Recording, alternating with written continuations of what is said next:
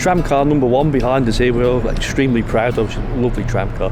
One of 3 built in 1893, numbers 1, 2 and 3 for the opening of the first section of the tramway to Gradle, say way back in 1893. Built by renowned British tramway builder George Frederick Milnes and Company of Birkenhead, which built quite a lot of our trams for us. She's been in service almost continuously since that time. As the seasons went by between the wars, number 1 was transferred to like a works car in the winter season and then brought back into service in the peak season when loads of visitors were over here, and gradually up into the 1970s she remained as a works tram. In 1979 she was brought into the yard here and restored to the condition we see her in now and put back into passenger service.